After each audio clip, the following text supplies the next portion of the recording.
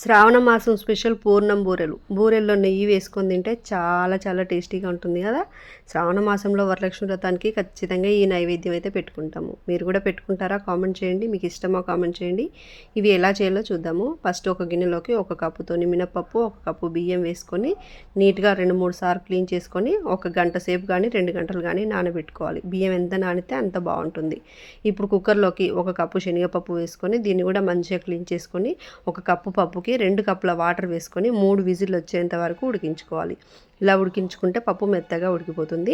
అడుగున కొద్దిగా వాటర్ ఉంటుంది. ఈ వాటర్ని ఇలా సపరేట్ చేసుకొని పప్పునంతా ఒక గిన్నెలోకి వేసుకొని స్మాషర్తో కానీ పప్పు గుత్తితో కానీ లేదంటే మిక్సీలో కూడా వేసుకొని ఇలా మెత్తగా పట్టుకోవాలి. 1 కప్పు శనగపప్పుకి 1 కప్పు బెల్లం అయితే సరిపోతుంది కరెక్ట్గా. ఇంకా ఎక్కువ కావాలనుకుంటే కొంచెం ఎక్కువ కూడా వేసుకోవచ్చు. బెల్లాన్ని కొద్దిగా వాటర్ వేసుకొని కరిగించుకుంటే సరిపోతుంది, పాకం అవసరం లేదు. బెల్లం అంతా కరిగిన తర్వాత కొద్దిగా ఇలాచి పౌడర్ వేసుకొని మనం నలిపి పెట్టుకున్న పప్పును కూడా వేసుకొని మంచిగా కలుపుకోవాలి. పప్పు అంతా ఇలా కలిసిపోయి కొంచెం గట్టిగా అయ్యేంత వరకు ఉడికించుకోవాలి. దీన్ని ఇప్పుడు స్టవ్ ఆఫ్ చేసుకొని కొద్దిగా చల్లారబెట్టుకోవాలి. చల్లారిన తర్వాత చేత్తోని ఇలా చిన్న చిన్న ఉండలు చేసుకోవాలి. చిన్నగానే చేసుకోవాలి, మరి పెద్దగా చేసుకోవద్దు. ఇప్పుడు బియ్యం మంచిగా నానిపోయినాయి కదా, దీన్ని మిక్సీ జార్లో వేసుకొని కొద్దిగా వాటర్ వేసుకొని మెత్తగా గ్రైండ్ చేసుకొని ఒక బౌల్లో వేసుకోవాలి. ఇందులోనే టేస్ట్కి తగినంత సాల్ట్ వేసుకొని బాగా కలుపుకోవాలి.